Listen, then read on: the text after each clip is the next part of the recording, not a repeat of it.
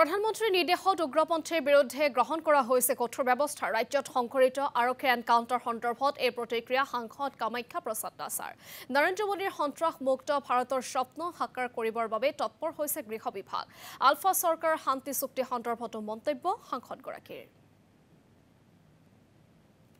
এখন উগ্ৰপন্থী মুক্ত ভাৰতবৰ্ষৰ কল্পনা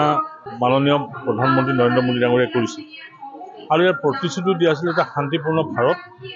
শান্তিৰে পৰিপূৰ্ণ ভাৰতবৰ্ষৰ কথা চিন্তা চৰ্চা হৈছিল আৰু তাক কাৰ্যত পৰিণত কৰিবৰ কাৰণে বিভিন্ন ধৰণৰ প্ৰচেষ্টা হাতত লৈছে বহু সময়ত উগ্ৰপন্থীৰ প্ৰতি কঠোৰ ভূমিকা গ্ৰহণ কৰিবৰ কাৰণে প্ৰধানমন্ত্ৰী ডাঙৰীয়াই নিৰ্দেশ দিছে আৰু সেইমতে গ্ৰহণো হৈছে আৰু গৃহমন্ত্ৰী অমিত শ্বাহ ডাঙৰীয়াইও এই ক্ষেত্ৰত এটা শক্তিশালী স্থিতি গ্ৰহণ কৰিছে আৰু অমিত শ্বাহ ডাঙৰীয়াৰ শক্তিশালী স্থিতিয়ে গৃহ বিভাগত এটা পজিটিভ এছপেক্টটো আনি দিছে কিন্তু সেই সময়ত আলফাৰ যি শান্তি আলোচনা এই প্ৰক্ৰিয়াও অব্যাহত আছিল আৰু শান্তি প্ৰক্ৰিয়া যিহেতুকে দীৰ্ঘদিন ধৰি আলোচনা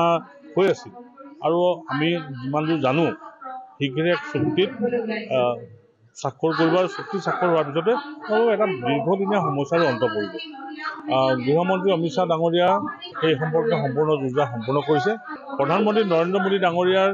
নেতৃত্বত কেন্দ্ৰীয় চৰকাৰৰ যিমানবিলাক শান্তি চুক্তি হৈছে সকলো শান্তি চুক্তি আখৰে আখৰে পালন কৰা হৈছে আৰু তাত কোনো ধৰণৰ হিনদেৰি হোৱা নাই বড়ো চুক্তিয়ে হওক বা অন্যান্য বহুতখিনি চুক্তি হৈছে এই চুক্তিবিলাকৰ সন্মান সহকাৰে ইমপ্লিমেণ্ট কৰিবৰ কাৰণে চেষ্টা কৰিছে আৰু ইমপ্লিমেণ্ট হৈ আছে আলফা চুক্তিটো সেইদৰে মই ভাবোঁ শান্তিপূৰ্ণভাৱে সম্পাদিত হ'ব আৰু আলফাৰ যিবিলাক ডিমাণ্ডছ আছে মই ভাবোঁ সেইবিলাক ডিমাণ্ডছ এতিয়ালৈকে ডিছক্ল'জ হোৱা নাই আৰু ডিছক্ল'জ হোৱাটো উচিতো নহয় সেইদিনাখন গম পাব যিটো বৃহত্তৰ অসমীয়া